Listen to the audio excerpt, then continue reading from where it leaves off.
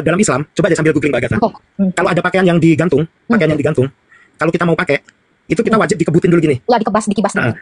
dikhawatirkan apa di situ ada jin. Terus Oh, yang kedua, ketika apa namanya bersetubuh suami istri, itu diwajibkan berdoa, mengucapkan Bismillah dulu sebelum melakukan hubungan intim. Kenapa? Karena kalau tidak mengucapkan Bismillah, jin itu ikut. maksudnya gimana? Ikut? Jin itu ikut menyetubui, ikut bersetubuh di situ. Masih belum ngerti Pak. Serius? Serius, coba deh googling. Itu ada hadisnya, hadisnya. Mari kita mulai live kita ya. Selamat menyaksikan teman-teman semuanya. Waktu dia bilang di salib ada jin setan ada. Itu sempat viral. Itu konteksnya adalah menjawab pertanyaan. Apa Menjawab tuh kira-kira? pertanyaan yang memang ada apa namanya, dia ada dasar hukumnya, jin itu ada gitu loh. Nah, tapi kan itu disampaikan di forum yang apa namanya, yang internal mereka udah pada paham. Nah, terus ada apa namanya, ada yang menyalahgunakan video itu, itu urusan beda sebetulnya. Tapi jadi karena intinya ada kalau saya ini sih, yang bertanya mereka gitu. pengajarannya adalah penuh kasih sih kalau yang saya tangkap. Oh, maksudnya ada audiens yang memberikan pertanyaan gitu sama Ustadz itu gitu Pak? Iya, terus dia menjawab yang berdasarkan memang dari hadis ada seperti itu, memang dari Al-Quran ada seperti itu gitu loh. Oh, Tapi ya memang kalau itu didengar orang luar ya memang cukup menyakitkan gitu loh. Tapi oh kan itu kita harus, literasi di Islamnya memang ada seperti itu Pak, dikatakan dari literasi Islam ya, yang mengatakan bahwa di salib ada jin. ya intinya kan gini, di semua tempat itu kan ada jin, Mbak Agatha. Betul Gitu loh. Jadi yang dimaksud itu adalah waktu proses penyalipan itu ya memang ada jin di situ. Ya. Kalau kita mengembangkan lagi ya kan, Betul. logikanya Kalau ya betul. Kalau dipikirkan secara sempit, Betul. oh iya itu kumpulannya jin kan gitu, jadinya jelek gitu loh. Makanya menerjemahkan sesuatu itu kalau kita tidak punya ilmunya, lebih baik kita diam mendengarkan. Betul. Iya, jadi itu memang ada literasi di dalam iman Islam gitu. Karena kan kalau di Kristen kan memang kita tidak mengimani adanya jin gitu ya. Jadi Ya, Pak Somad mau apa namanya? menjawab secara agama Islam gitu ya, Pak. Ya, karena di Al-Quran sendiri kan ada Tuhan itu menciptakan manusia, jin, dan makhluk lain yang tidak kamu ketahui. Jadi selain manusia dan jin itu masih ada makhluk lain yang tidak diketahui, gitu loh. Yaitu yang jadi perdebatan akhirnya. Berarti ada kemungkinan UFO itu ada gitu kan. UFO itu ada karena itu kan tidak diketahui juga. Nah itu jadinya akhirnya ada perdebatan seperti itu. Betul. Jadi karena memang jin itu ada di mana-mana, ya termasuk ada di situ gitu ya Pak ya. Siap. Gitu ya teman-teman ya. Jadi kita tuh jangan berpikiran sempit dulu. Pasti ada alasan kenapa Pak Somad mengatakan itu. Jadi ini kan narasi dari imannya sendiri ya Pak ya, dari iman Islam. Betul, karena dalam Islam sendiri itu jin itu kan ada dua golongan, kafir dan jin muslim. Nah yang jin muslim itu, yang jin kafir itu diperbolehkan dibunuh. Dibolehkan dibunuh dengan cara apapun, mau disalib, mau dibakar, boleh. Tapi yang tidak boleh adalah membunuh jin dengan menggunakan kekuatan jin. Itu dilarang, ada dalilnya itu. Jin ini maksudnya gimana nih Pak? Jin ini memangnya ada fisiknya gitu. Bagaimana cara membunuh jin? Bisa dengan ru'yah namanya. Dengan doa-doa ru'yah itu ada. Tapi dia makhluk roh kan Pak? Iya, dan jin itu sebetulnya dia juga beranak. Dia beranak, dia kawin seperti manusia, cuman beda alam. Mbak Agatha coba deh cari buku judulnya Dialog dengan Jin. Itu nanti Mbak Agatha akan paham jin itu seperti apa. Sebetulnya di Kristen tuh kalau saya pernah diskusi beberapa kali dengan Romo gitu ya, Katolik, itu mereka juga sama sebetulnya anggapan pemahamannya tentang jin itu sebetulnya sama. Dari Katoliknya sendiri. Oh, ini Pak, maksudnya ini kan jin ini kan bukan makhluk fisik ya? Atau makhluk Bukan. ada fisiknya? Bukan, dia ada fisik, ada tapi beda fisiknya. alam, beda dimensi. Karena apa? Karena dia itu kawin, dia makan, dia buang kotoran, dia Oh. kencing. Tapi dia bukan manusia. Bukan, dia makhluk. Jadi yang pertama kali diciptakan waktu itu, bukan pertama kali ya, duluan jin diciptakan daripada manusia itu. Jadi iblis itu sebetulnya ya golongan jin gitu. Iblis itu golongan jin. Berarti iblis itu juga ini menikah gitu, Pak. Iblis awalnya seperti itu. Jadi kan iblis itu kan sebetulnya makhluk dia yang percaya sama Tuhan itu pertama kali itu ya iblis itu. Tapi kenapa dia jadi seperti itu? Bukan dia tidak percaya Tuhan, tapi dia tidak mau ikut perintah Tuhan. Perintah apa? Waktu itu untuk tunduk kepada Adam. Dia menolak karena dia ada rasa sombong. Aku dari api, dia dari tanah, kenapa aku harus sujud sama dia gitu loh. Oh, jadi ini aku tuh masih pertanyaan tuh gini, Pak. Kalau jin itu kan bisa dibunuh tapi bukan dengan kekuatan jin gitu. Adakah manusia yang melakukan itu, Pak, kepada Ada. jin ini? Ada. Kita diperbolehkan, manusia diperbolehkan. Jadi jin itu bisa berwujud macam-macam. Kalau dalam Islam misalnya di rumah kita kemasukan ular warnanya hitam. Kalau dalam Islam itu sudah dipastikan jin, maka bunuhlah. Oh, menjelma gitu jinnya. Menjelma. Gitu. Oh. Tapi Pak, ketika jinnya ini menjelma misal jadi ular gitu. Misal mohon maaf ya di bun-bun lah ini ya. Kita plesetin namanya dibunuh gitu ya kan. Itu dia balik lagi ke asalnya jin atau dalam wujud Mati. ular gitu. Mati. Kalau udah dibunuh ya mati. Berarti ketika dia menjelma jadi ular, dia jadi ular sepenuhnya, nggak jadi jin. Tidak memiliki sifat jin lagi gitu. Oh enggak, dia ketika dia jadi ular ya dia jadi ular. Tapi setelah itu dia bisa balik lagi ke dunianya sendiri. Jadi dia istilahnya tuh nyamar gitu loh. Berarti waktu kita misalnya waktu tadi ada orang yang menemukan jin dalam rupa ular hitam ini, waktu dibunuh berarti sebenarnya jin itu tidak terbunuh gitu atau gimana? Terbunuh, dia mati. Karena kan dia balik lagi jadi jin tadi katanya. Enggak mati, udah mati kayak manusia kalau mati aja. Oh. Jadi jin itu ada nyawanya juga, Mbak. Oh, ada nyawanya juga. Iya. Coba deh baca deh itu apa namanya dialog dengan jin itu, asik itu baca itu.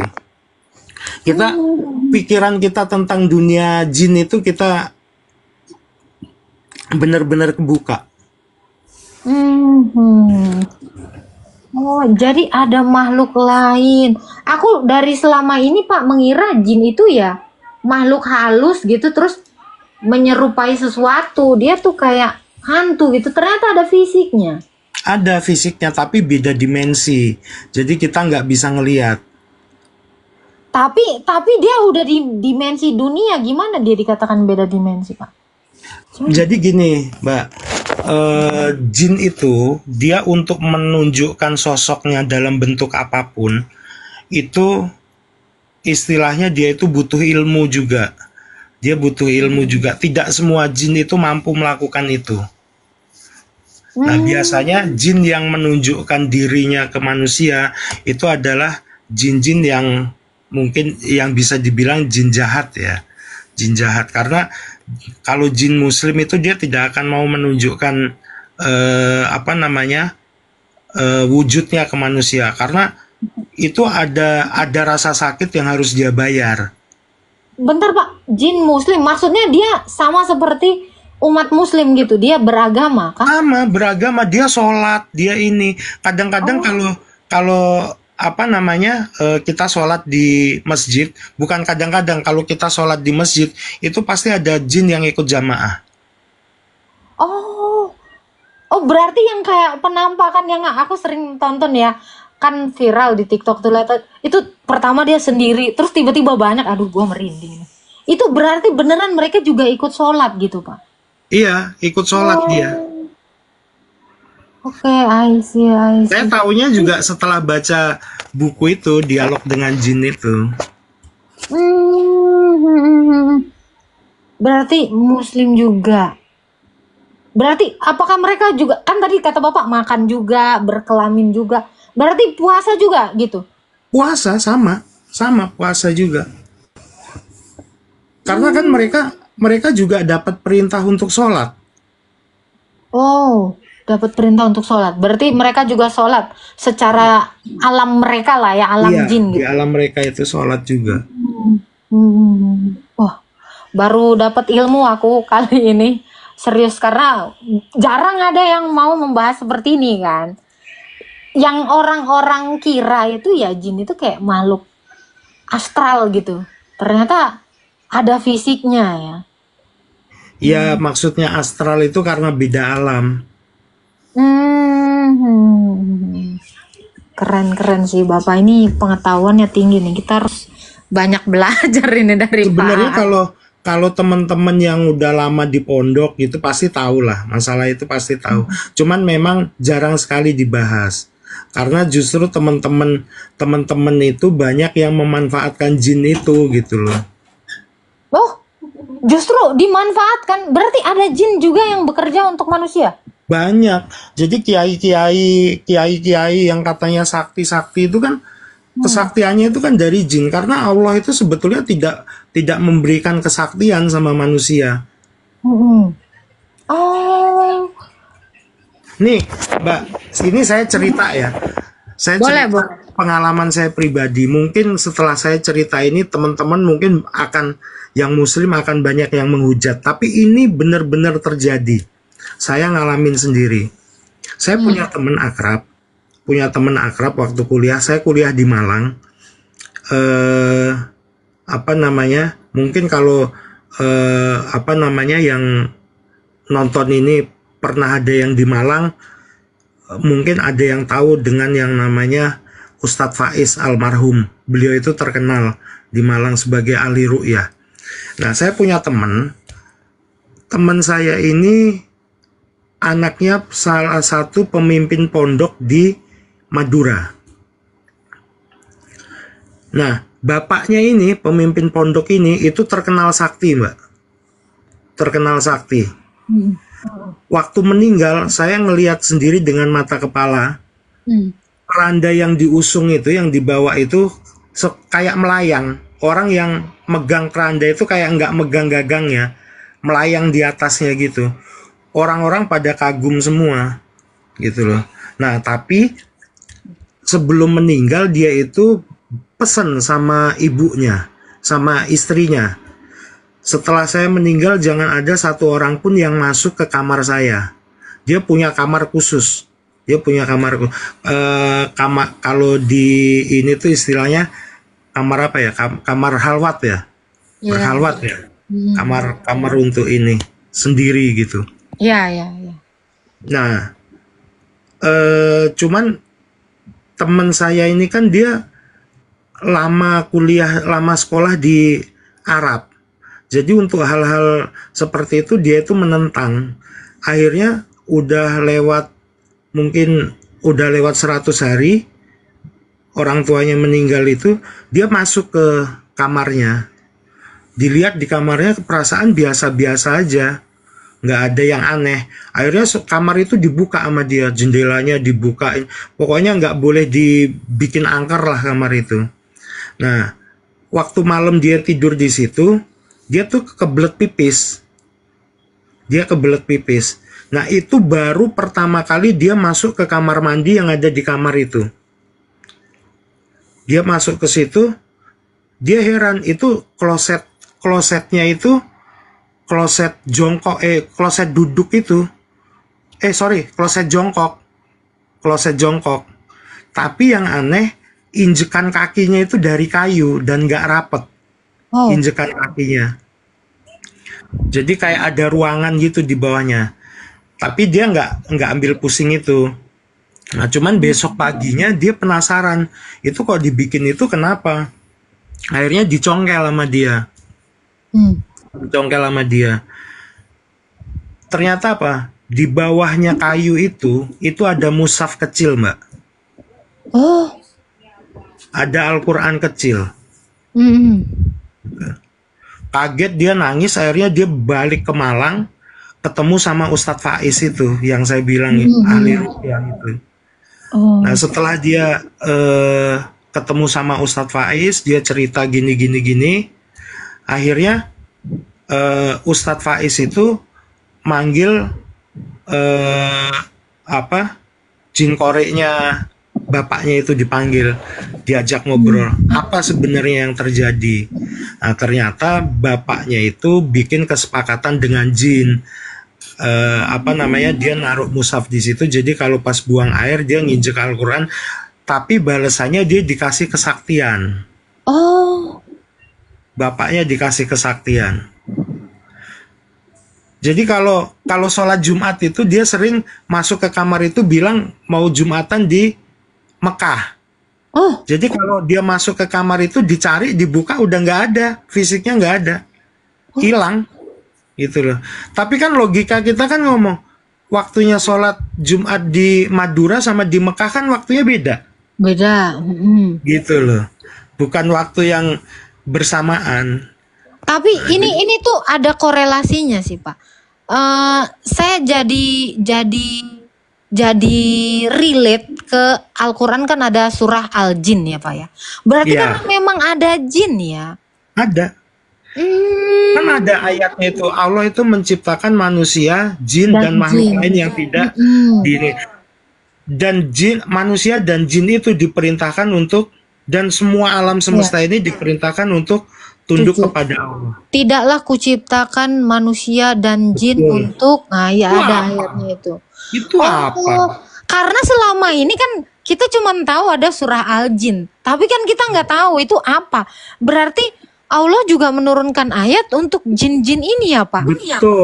Betul. Oh, berarti benar lah, jin ini pun ada yang muslim, ada yang Betul. tidak muslim gitu. Nah, Betul. ada nggak Pak kira-kira tugas kepada jin yang muslim ini untuk juga akhirnya membuat jin yang belum muslim ini menjadi muslim?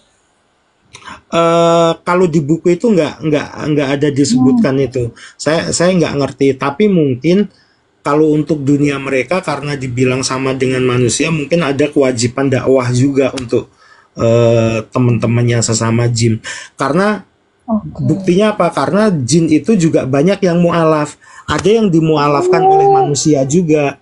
Oh, berarti memang jin dengan manusia ini berkomunikasi ya? Bisa komunikasi, tapi butuh kemampuan sendiri untuk komunikasi itu. Oh, makanya tadi saya bertanya-tanya kan, jin ini ada yang berkelamin, bahkan bisa mati. Berarti ada manusia yang tahu ya. Makanya bisa berkomunikasi, sehingga tadi narasi Pak Aan ini jadi logis gitu. Ketika Pak Aan bilang manusia bisa berkomunikasi dengan jin. Makanya manusia bisa tahu bahwa jin itu juga kawin ya, Pak ya. Kawin dan punya anak. Dan punya anak.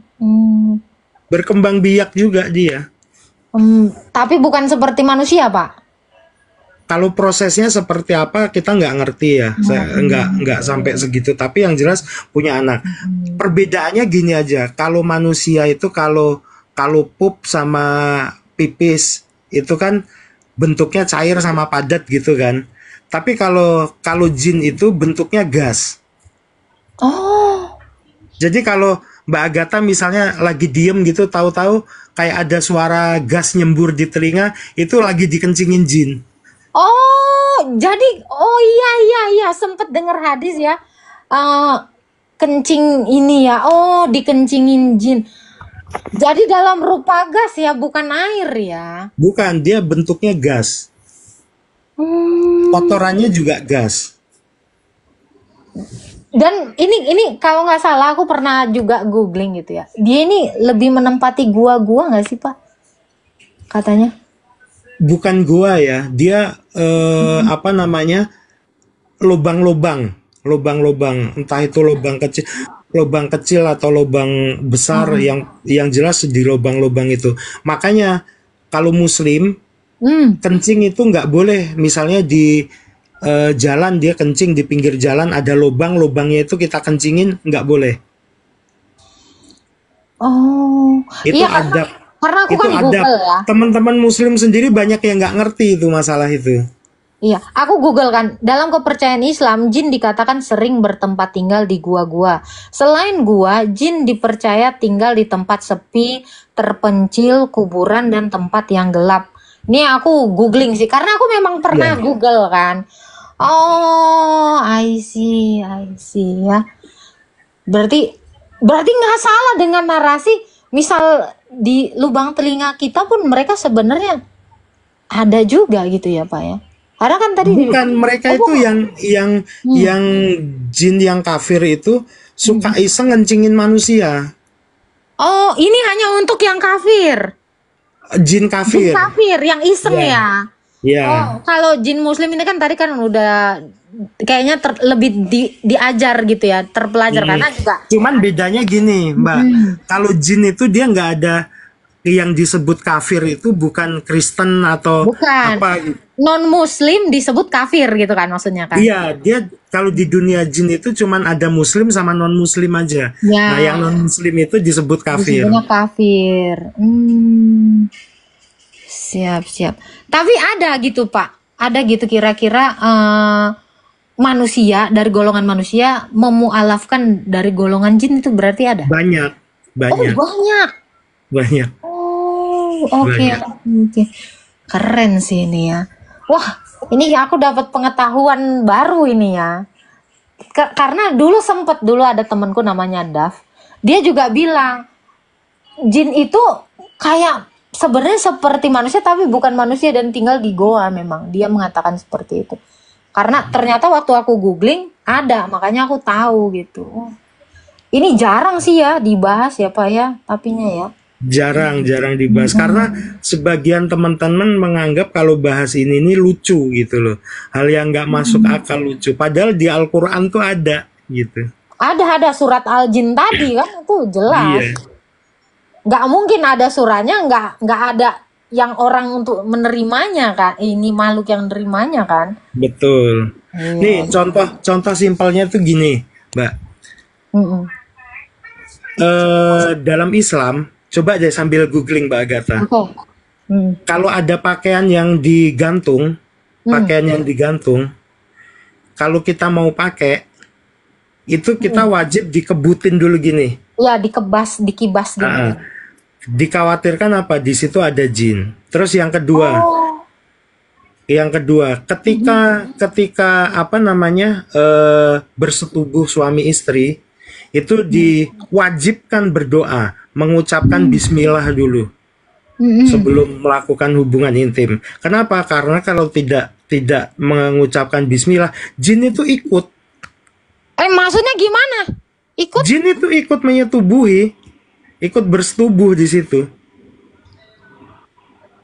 Masih belum ngerti Pak. Serius? Serius, coba deh googling. Itu ada hadisnya. Hadisnya. Wah, ngeri juga ya Pak ya. Ya nggak ngeri, itu malah kita dikasih tahu apa namanya, kita tiap mau berhubungan itu kita harus berdoa dulu. Misal nih, kalau lupa ya kan mungkin ada, pasti nggak mungkin orang nggak ada yang hilap, pasti ada yang hilap itu Pak. Bener nggak sih Pak ada misal ya? Karena aku kira ini cuman mitos ya Pak, mitos yang berkembang di masyarakat. Ada perempuan manusia melahirkan anak jin, berarti ini nggak sih ke situ?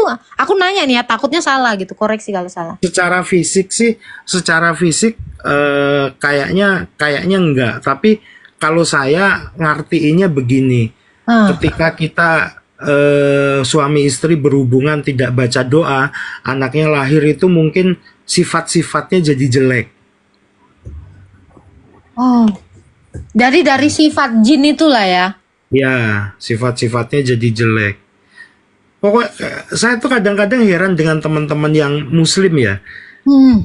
Ketika saya bicara seperti ini atau siapapun bicara seperti ini, banyak yang nggak percaya. Padahal itu di surat Al-Baqarah itu ada disebutkan kita itu harus ini ke apa namanya hal yang goib itu kita harus tahu. Percaya, Apa harus harusnya ada, percaya ada. gitu. Hal goib itu pasti ada. Di dalam iman Kristen juga ada. Cuman nama jin ini memang nggak pernah ada gitu. Namanya ini memang gitu.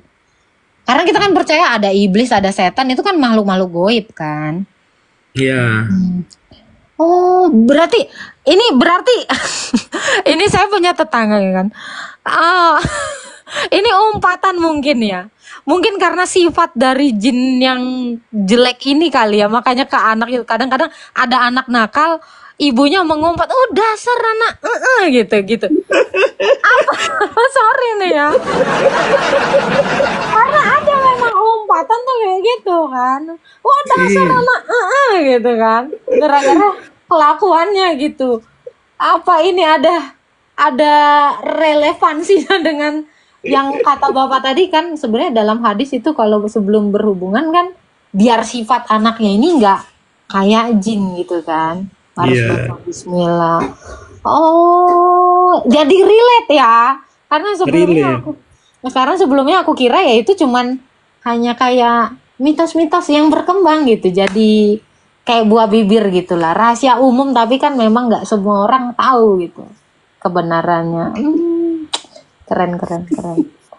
Akhirnya tahu. Kalau Bapak sendiri nih, Pan sendiri nih, pernah ada kejadian nggak dengan jin gitu? Enggak pernah. Amit-amit ya. Enggak pernah. Kalau ngalamin juga mungkin saya kabur kali. Agak serem ya. Tapi Pak An pernah nanya nggak ke mungkin Syekh atau Kiai itu kan biasanya dia kan punya ilmu dan dia bisa berkomunikasi ya dengan jin ini. Nah, kalau Pak An sendiri pernah nanya nggak sih sama Kiai atau Syekh atau Ustadz gitu yang udah pernah melihat jin ini rupanya kira-kira seperti apa gitu? Jin itu kalau di Al-Qur'an itu apa namanya udah di ini kan bentuknya. Dia ada tanduknya, bentuknya seperti huruf nun kecil gitu di kepalanya, tapi bukan tanduk yang besar gitu, enggak, huruf apa kayak huruf nun kecil gitu di kepalanya. Gini ya, Terus gini. ada ciri-ciri fisik gini lain ya. yang memang Kayak begini ya Pak ya, kayak ya begini ya. betul. Oh, Nah itu apa namanya ciri-ciri fisik itu disebutkan memang, tapi kalau manusia sudah bisa melihat jin itu jarang yang melihat yang bentuk aslinya. Biasanya dia dalam wujud apa? Ya misalnya itu tadi. udah menjelma ya, Ya udah udah berkamuflase. bentuk ular, bentuk apa? Karena kayaknya jin kalau mau nunjukkan wujudnya sama manusia juga agak malu-malu dikit dia gitu kan. Betul. Saya pernah tahu itu. Dia kalau ketemu manusia justru dia lari gitu. Iya.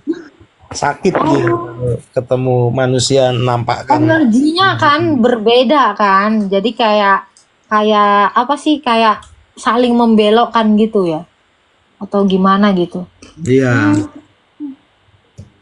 Karena kalau jin yang muslim sendiri itu dia nggak mau nunjukkan wujudnya ke manusia karena memang kan dilarang. Sama manusia juga mau ngelihat jin itu sebetulnya ada syarat-syarat khusus yang harus dilakukan yang sebenarnya itu dilarang sama agama. Oh, jadi ada hukum juga yang mengatur jin ini. Mereka nggak boleh menampakkan diri kepada manusia. Ada, makanya yang menampakkan diri sama manusia itu kan jin kafir. Ya karena dia kan nggak ngikutin hukum yang berlaku untuk jin ya kan. Oh, ya. Berarti yang menampakkan diri itu rata-rata kafir ya? Bukan rata-rata, sudah bisa dipastikan kafir. Sama kayak manusia yang bisa ngelihat jin, itu pasti manusia yang menyekutukan Tuhan. Nah, maksudnya? Ya karena dia harus mendalami ilmu-ilmu yang bertentangan dengan syariat. Oh. Kayak contohnya yang bapaknya teman saya itu tadi yang pimpinan pondok itu. Dia kan bertentangan dengan syariat itu. Dia harus nginjek Al-Quran. Nah, bagaimana dengan ustadz-ustadz yang sempat tahu jin ini, Pak? Apa dia juga harus menyekutukan Allah dulu? Intinya gini, Mbak Agatha. Oh, gimana tuh? Orang yang punya kesaktian, itu nggak ada yang namanya kesaktian itu dari Allah tuh nggak ada. Nabi Muhammad aja tidak dikasih kesaktian loh. Oh, Nabi Muhammad waktu perang itu badannya luka semua. Jadi kalau ada kesaktian itu dia ada kesepakatan dengan jin. Nah, di antara banyak kesepakatan itu, yang paling parah adalah ketika dia mengimami sholat, waktu tahiyat akhir dia tidak bacain syahadat. Karena itu kan salah satu syarat sahnya sholat. waduh. Oh, berarti Nabi pun bahkan nggak dikasih kekuatan ya? Iya, Nabi itu perang itu penuh luka. Sampai ada kisah gini. Malaikat Jibril itu marah ketika darahnya Nabi Muhammad itu netes ke tanah.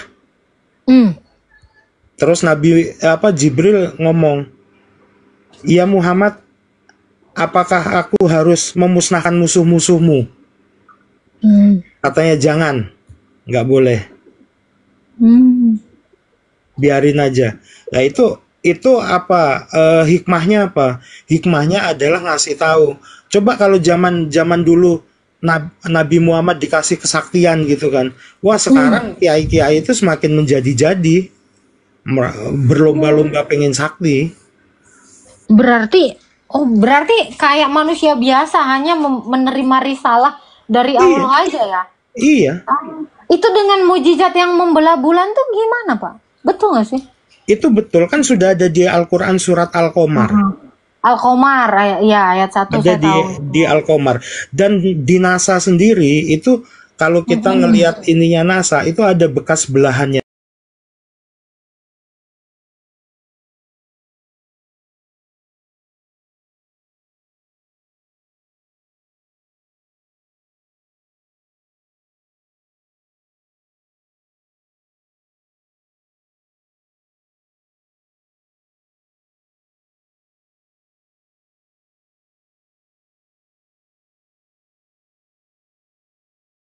Nabi Musa bisa belah lautan gitu kan.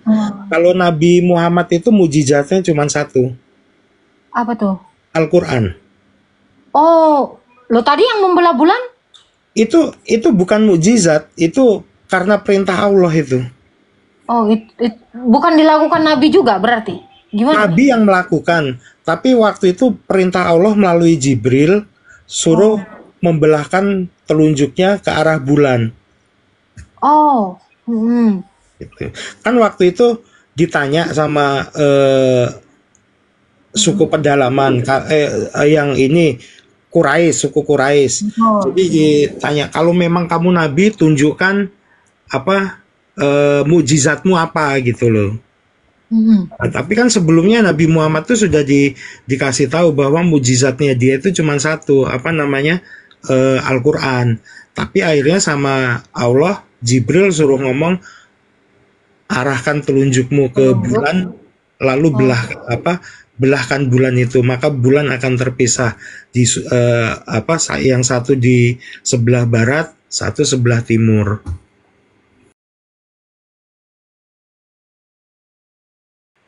Iman hidayah itu kan kuasanya Tuhan. Kita nggak bisa maksa. Misalnya nih, saya ngomong sama Kak Agatha harus masuk Islam nih, karena begini-begini, sampai mulut saya keluar tainya. Kalau misalnya Allah itu nggak mau membuka pintu hatinya Kak Agatha, ya nggak akan masuk Islam gitu loh.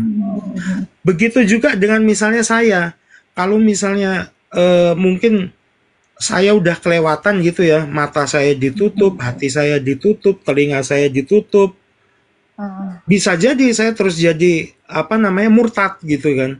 Bisa jadi. Jadi kita nggak boleh ngomong, wah aku imanku nih kuat, nggak mungkin tergoda, bullshit. Berarti selain membelah bulan, mujizatnya Al-Quran gitu. Berarti Bukan, ada dua selain mujizat. mujizatnya cuma satu, Al-Quran. Al-Quran. Dikatakan mujizat tuh gimana Pak? Aku tuh masih penasaran. Ya, mukjizat itu kan sebetulnya keutamaan ya, Mbak. Keutamaan. Keutamaan. Jadi yang tidak dimiliki oleh orang lain itu namanya mukjizat tuh. Keutamanya adalah Quran. Nah, Quran sendiri nih Pak, itu kan dalam rupa hafalan atau mushaf sih Pak sebenarnya? Hafalan, Hafalan. hafalan. Jadi Quran itu dibukukan itu setelah zaman sahabat. Nabi sudah nggak ada, baru dibukukan. Ah, itu bagaimana itu Pak? Mengkonfirmasi lah itu kan bentuk hafalan, disetor lah ya hafalannya kan, disetor.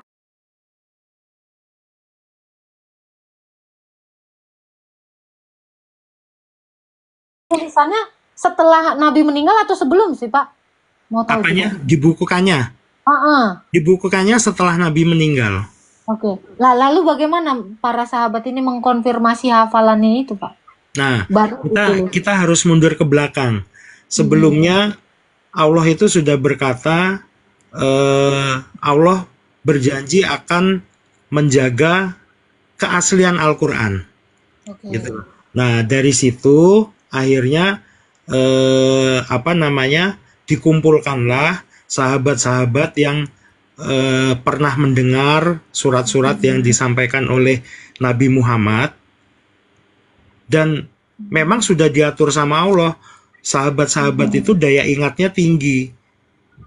Nah, untuk mengkonfirmasi apakah ini benar atau enggak, sebelumnya memang sahabat-sahabat itu sudah diciptakan menjadi orang yang terpercaya. Jangankan untuk Al-Quran, Mbak, untuk hadis, perawi hadis itu tahu perawi ya? Sanad ya jadinya ya. Ya, istilahnya gitulah gampangnya. Jadi orang yang mengabarkan hadis itu dilihat latar belakangnya. Kalau dia pernah ketahuan bohong sekali aja, itu hadisnya lemah. Berarti ada kriterianya yang mengatakan hadis ini kuat atau tidak. Kriterianya benar-benar berat untuk jadi seorang ahli hadis itu, perawi hadis itu. Makanya perawi hadis itu kan terkenalnya memang jujur, nggak pernah bohong, orangnya kuat imannya. Berarti nggak sembarangan ya, nggak sembarangan. Nah, enggak, ada syaratnya. Hadis ini sendiri sama nggak sih atau setara nggak sih Pak dengan Al-Quran gitu Pak? Beda. Jadi hadis itu kebanyakan adalah menjelaskan isi dari Al-Quran.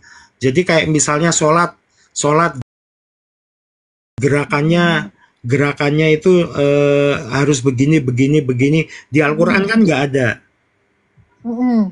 Nah, itu ya secara teknis nggak ada, berarti dijelaskan di itu dijelaskan di sunnah dan di hadis. Tapi ini kalau penjelas dari Quran adalah hadis gitu, berarti sama kuatnya dan saling membutuhkan ya? Enggak, pegangan pertama tetap Al-Quran. Karena kalau hadis itu kita kan ada 4 imam. Ada 4 imam. Itu kadang-kadang beda tafsir. Penafsirannya beda. Hadisnya sama, tapi penafsirannya beda. Misal nih kan, karena kan keutamanya adalah Quran. Misal si hadis ini tidak ada, ini bagaimana menjelaskan tentang Quran ini, Pak? Gimana, Pak? Ini kan yang utama adalah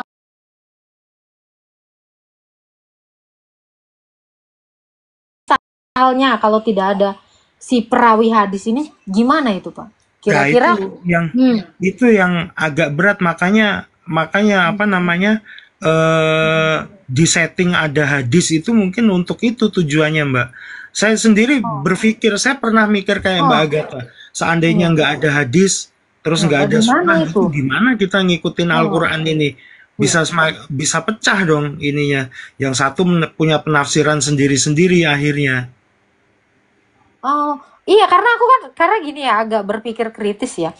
Kalau berarti tanpa hadis Quran ini tidak bisa diselami oleh seseorang pun gitu kan? Bukan tidak bisa diselami. Kami yang minim ilmu ini jadi kesulitan memahami. Hmm. Berarti kalau Bisa-bisa yang bisa-bisa salah arti, Mbak. nah Misalnya contoh contoh misalnya tadi kan gini, sholat, contoh di tadi sholat. Al-Qur'an, di Nah, Al-Qur'an ada perintah bunuh orang kafir.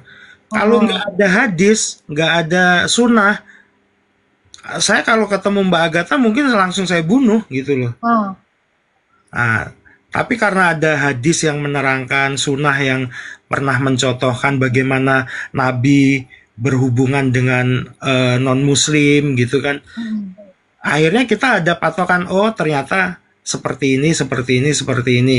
Kita dilarang, yang dilarang itu dalam hal apa? Oh, ikut-ikutan beribadah itu nggak boleh. Ikut-ikutan apa namanya? Cara apa yang dia makan terus kita makan yang dilarang oleh agama itu nggak boleh, ada ininya gitu, ada aturannya. Nah, misal nih kan kalau yang punya ilmu tadi kata Bapak kan bisa memahami dengan baik lah maksud dari Quran ini. Contoh kayak ada perintah sholat gitu kan. Kalau nggak salah ada ayatnya sholat 3 waktu gitu. Sementara gerakannya kita nggak pernah tahu, jamnya itu kan tidak spesifik dikatakan gitu ya. Nah, kalau misalnya ada orang yang tidak berilmu gitu, bagaimana ini misal tanpa si hadis ini gitu Pak? Kalau orang nggak berilmu, sama sekali nggak berilmu, dia Hmm. mungkin nggak sholat, Mbak. Oh. Karena kan dia tahu Al-Quran itu kan salah satu ilmu juga. Kalau dia tahu Al-Quran, dia pasti akan tahu yang namanya hadis, dia akan tahu namanya sunnah. Cuman Hmm. kendalanya gini, Mbak. Islam nih teman-teman nih banyak ya. Ya bukan cuman Islam aja sih, di Kristen, di Katolik juga sama sebetulnya. Teman-teman itu banyak yang nganggep agama itu sebagai jamuan prasmanan. Jadi diambil yang menurut dia enak aja Hmm. gitu loh. Yang memberatkan Ya, untuk dia, paham. dia nggak diambil gitu. Makanya akhirnya sering sering kita ngelihat kacau gitu kan. Mm-mm. Sering ngelihat kacau gitu karena teman-teman sendiri tuh banyak yang ngambil enaknya aja gitu kan. Nah, lalu kalau misalnya ada yang demikian gitu, jadi bagaimana dengan orang yang ilmunya sedikit gitu? Kayak seolah-olah nih kan tadi kayak prasmanan ya, yang mana yang dia suka dia ambil gitu. Lalu bagaimana Tuhan mengadili orang-orang yang karena keminiman pengetahuannya, haruskah dia dihukum berat dengan orang yang sudah tahu gitu? Intinya gini, orang yang tidak tahu itu tidak ada hukumnya, Mbak. Oh, Orang yang tidak tahu itu tidak ada hukumnya. Yang bakal dihukum siapa? Orang yang tahu tapi nggak ngajarin. nggak melakukan dan nggak mengajarkan. Iya, Oh, itu yang hukumannya paling berat nanti. Karena seperti itu. nih, ini ada dua hal yang saling terkait.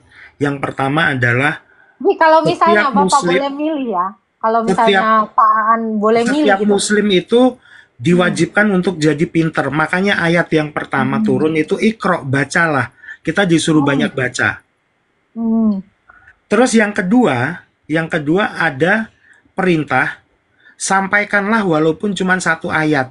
Artinya apa? Ya, Kamu tahu walaupun cuma minim yang kamu ketahui, tularkan pengetahuanmu itu. betul, betul, Gitu. betul. Jadi Nah, masing-masing punya kewajiban untuk belajar, masing-masing punya kewajiban untuk ngajarin.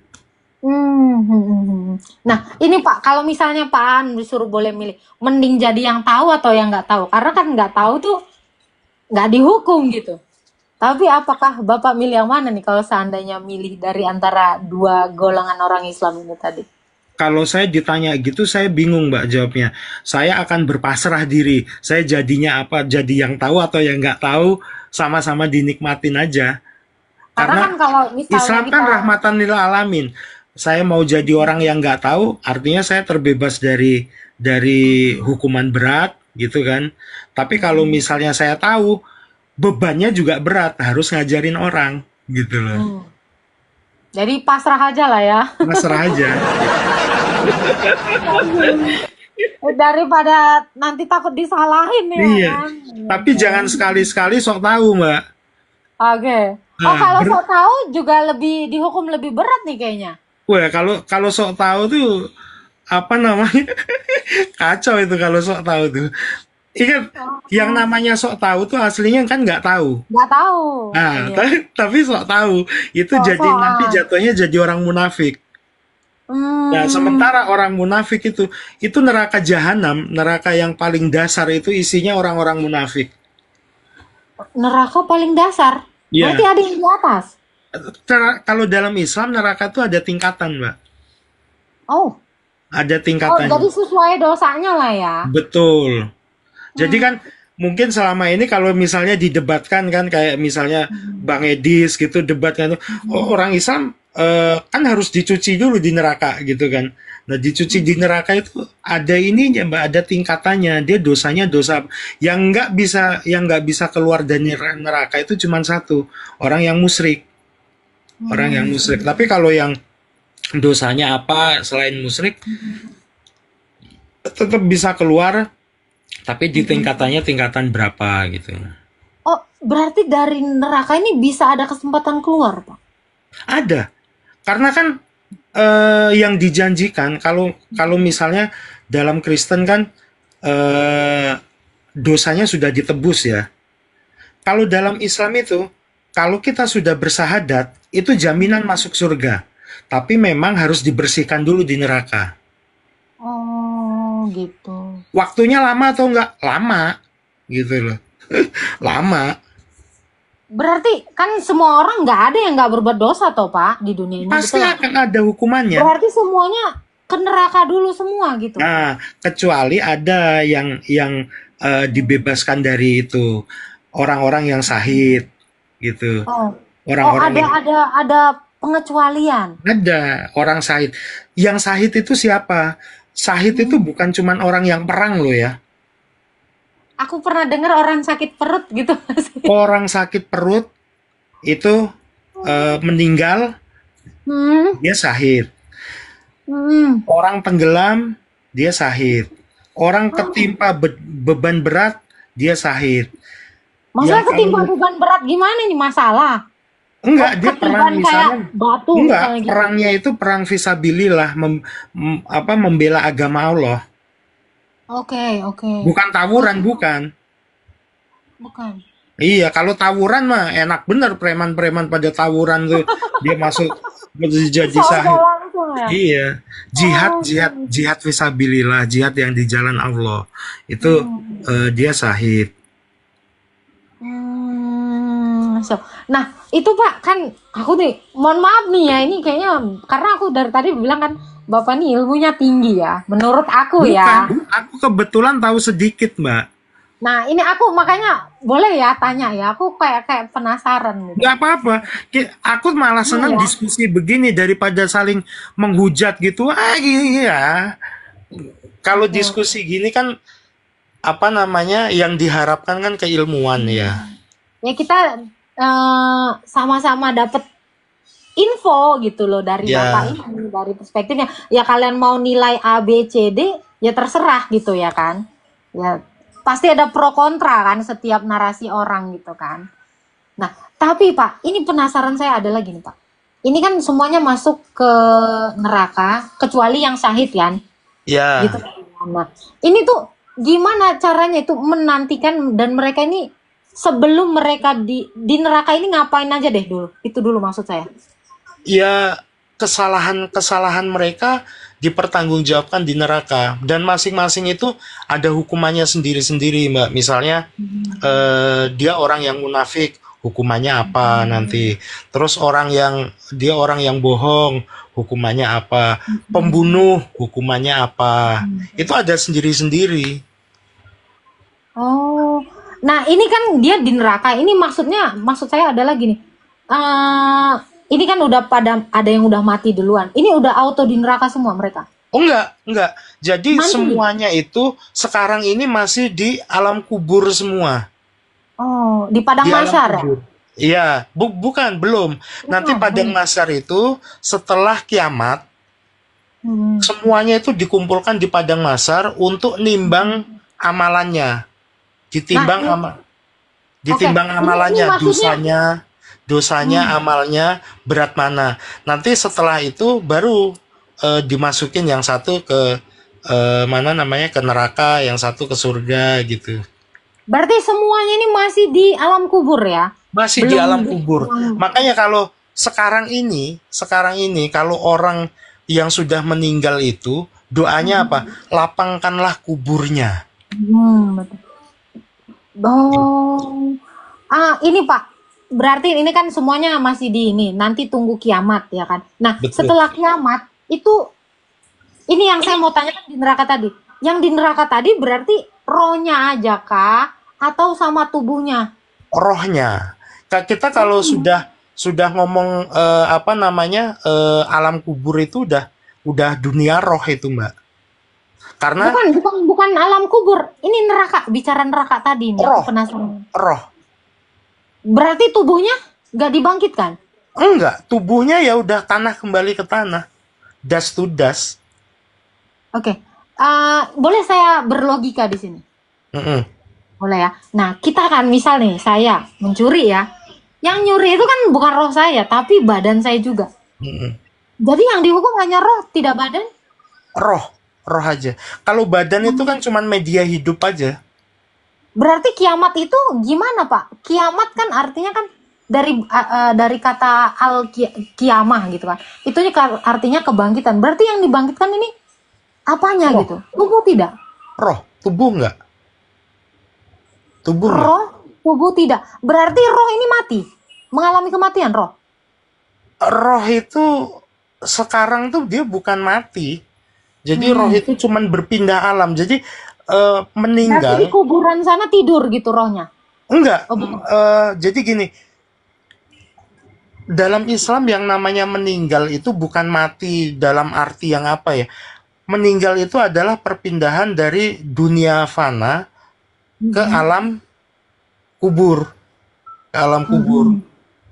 Gitu. Itu cuman perpindahan dimensi. Perpindahan dimensi. Ya, nanti setelah itu rohnya dibangkitkan ke padang mahsyar ketika setelah kiamat itu. Ke padang mahsyar, ngantri di situ. Itu bisa ratusan ribuan tahun lagi ngantri di padang mahsyar itu. Loh, ini kan kata Bapak tadi kan ini semuanya masih di alam kubur. Belum diketemukan di padang mahsyar. Apakah nabi-nabi juga berarti masih di kuburan gitu, Pak? Gimana Mbak? Sorry, anakku nanya tadi. Sorry. Ya, berarti ini kan nanti kan katanya di padang mahsyar dikumpulkan. Tapi kan sekarang ini belum. Berarti semua nabi-nabi sekarang ini masih di kuburan semua.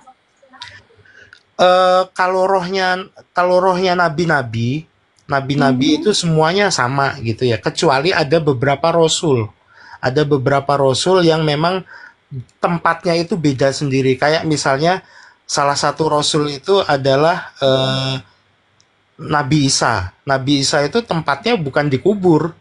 Oh, Memang udah di langit. Itu udah kita udah nggak bisa nyamakan itu. Itu privilege-nya yang diberikan Tuhan kepada mereka.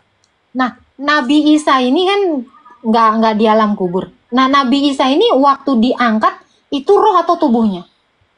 Roh dan tubuh. Karena belum meninggal Nabi Isa. Oke. Berarti Nabi Isa ini satu-satunya yang sudah ada di mana? Di mana tempat dia? Nabi Isa itu belum meninggal, Mbak. Karena Ya, nanti terus di dia mana akan tempat? turun physically turun. Ya. Kira-kira Secara sekarang ini di mana lah tempatnya itu, Pak? Di padang mahsyar. Di mana? Oh bukan, dia ada tempat khusus sendiri di sisinya Allah. ditempatkan Allah di tempat khusus gitu ya, yang apa namanya itu beda dengan makhluk yang lain, itu privilege itu. Kalau Oh, ditanya di mana, saya nggak ngerti. Apa namanya, pengetahuan saya nggak sampai ke sana dan saya juga nggak berani nanya gitu loh. Ntar kalau saya nanya, siapa lu nanya-nanya gitu kan? oh, oke. Kan ada beberapa ya yang tidak mati ya, betul nggak sih? Nabi Khidir, betul nggak sih? Betul, Khidir betul. sama satu lagi siapa ya? Nabi Isa, Nabi Isa. Berarti ada dua ini yang iya, belum mati. Nah, iya, mereka ditempatkan di sisi Allah yang kita nggak iya, pernah tahu gitu loh. iya. Tapi Nah ini kalau udah kalau pasti Nabi bukan alam Muhammad kubur. itu, Nabi Muhammad meninggal, Hmm. rohnya itu ada di tempat khusus sendiri juga. Oh, tapi tidak di kuburan. Tidak, tidak. Oh, jadi ada stratanya gitu ya? Iya, Thank you ya supportnya, thank you untuk teman-teman Kristen, teman-teman Katolik, teman-teman Protestan, teman-teman Islam juga ada yang beberapa support saya. Terima kasih. Sehat-sehat buat kita semua ya.